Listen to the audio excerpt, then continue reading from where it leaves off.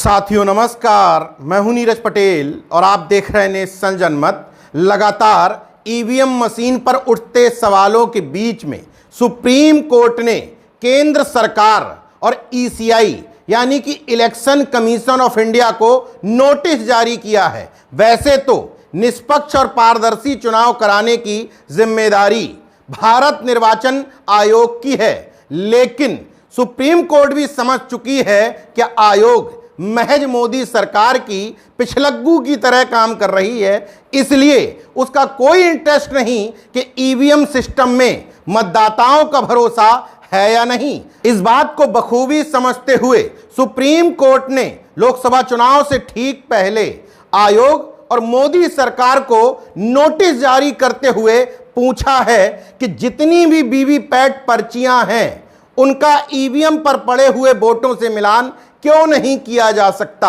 दरअसल इसी बात पर सवाल उठते थे कि वीवीपैट पर्चियों में पड़े हुए वोट अलग काउंट हो रहे हैं, जबकि ईवीएम मशीन में पड़े हुए वोट कई जगह अलग काउंट हो रहे हैं। इस गड़बड़ी को लेकर के एडीआर यानी कि एसोसिएशन फॉर डेमोक्रेटिक रिफॉर्म्स और अरुण कुमार अग्रवाल नाम के एडवोकेट ने याचिका डाली थी सुप्रीम कोर्ट में, ताकि वीवीपैट पर्चियों का ईवीएम मशीन में पड़े हुए सभी वोटों से मिलान किया जा सके।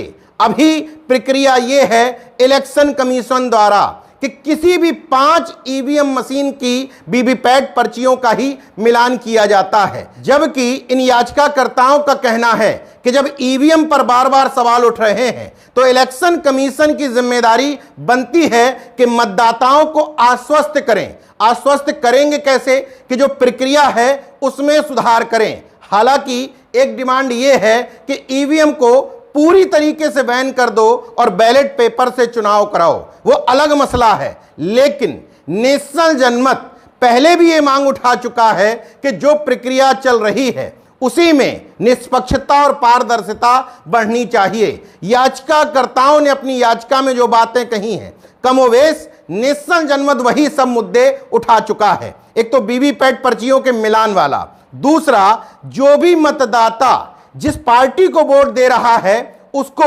वीवीपैट पर्ची हाथ में मिल जाए। अभी होता यह है कि कुछ सेकंड के लिए लाइट जलती है, पर्ची ऊपर आती है, उसके बाद आंखों से ओझल हो जाती है, महज कुछ सेकंड ही वो दिखाई देती है। तो जो जागरूक मतदाता नहीं है वो देख भी नहीं पाते कि उनका वोट किस पार्टी के खाते में गया है। तो पहली बात कि उसकी टाइमिंग बढ़ाई जाए, मतलब ज्यादा देर के लिए मतदाता उसको देख सकें। दूसरी बात, वीवीपैट पर्ची में जो काले कलर का शीशा लगा हुआ है उसको पारदर्शी किया जाए। तीसरी बात कि जब हाथ में वीवीपैट पर्ची मिलने लगेगी तो भले ही आप टाइमिंग मत बढ़ाइए, भले ही शीशे का कलर मत बदलिए, लेकिन जब हाथ में मिलेगी तो मतदाता इस बात को लेकर आश्वस्त हो जाएगा कि मैंने जिस चुनाव निशान और जिस पार्टी जिस व्यक्ति को वोट दिया है, मेरा वोट सही डला भी है या नहीं। हालांकि एक बात बिल्कुल सही है कि मतदान गुप्त माना जाता है। अगर उस वीवीपैट पर्ची को किसी मतदाता को दे दिया जाए तो यह भी संभव है कि अगर वो सामान्य परिवार से है तो दबंग लोग उसकी पर्ची देख करके उसके साथ मिसबिहेव कर सकते हैं या किसी भी तरीके से बदला निकाल सकते हैं। इसलिए जो वीवीपैट पर्ची मतदाता को मिली है वो वहीं पर एक बॉक्स में जमा करा ली जाए। इससे 3 फायदे होंगे। एक तो मतदान गुप्त का गुप्त बना रहेगा, दूसरा उसको आश्वस्त हो जाएगा वोटर को कि मैंने जहां वोट डाला है वहीं डला है, तीसरा उन सभी वीवीपैट पर्चियों का मिलान ईवीएम में पड़े हुए वोटों से कर लिया जाए, स्थिति क्लियर हो जाएगी।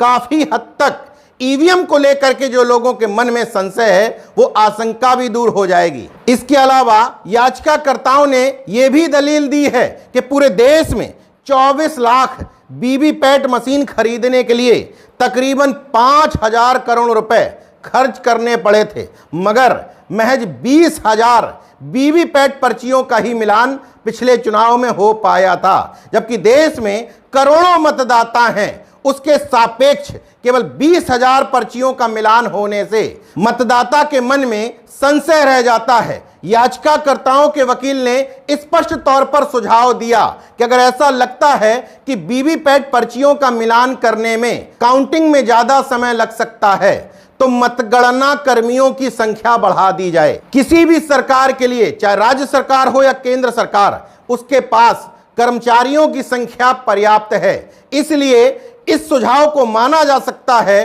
कि मतगणना ड्यूटी में लगे कर्मचारियों अधिकारियों की संख्या बढ़ा दीजिए, वीवीपैट पर्चियों को गिनवा दीजिए, ताकि मतदाताओं का भ्रम काफी हद तक दूर हो जाए कि इस चुनाव में गड़बड़ियां होती हैं। हालांकि चुनाव आयोग की जिम्मेदारी है, वो पूरी नहीं कर रहा तो सुप्रीम कोर्ट को नोटिस देना पड़ा। शायद इसी वजह से मुख्य विपक्षी दल कांग्रेस ने जस्टिस वी.आर. गवई और जस्टिस संदीप मेहता के इस नोटिस का स्वागत करते हुए इसे लोकतंत्र की दिशा में बढ़ता हुआ एक कदम बताया है। अब देखना यह होगा इस चुनाव से पूर्व क्या यह नियम लागू हो पाता है, क्या सुप्रीम कोर्ट स्पष्ट तौर पर चुनाव आयोग को यह निर्देश देता है कि वीवीपैट पर्चियों का ईवीएम में पड़े हुए सभी वोटों से मिलान किया जाए। हालांकि ईवीएम समाप्ति के लिए जो लोग आंदोलन कर रहे हैं वो इस बात से संतुष्ट नहीं होंगे, लेकिन जो प्रक्रिया है कम से कम उसमें कुछ तो सुधार करो, ताकि मतदाताओं को इस बात का भरोसा दिलाया जा सके कि चुनाव में ये मशीन कुछ खेल नहीं कर रही है। देखते रहिए नेशन जनमत, जागरूक और सजग बने रहिए। जय विज्ञान, जय संविधान, जय लोकतंत्र। धन्यवाद।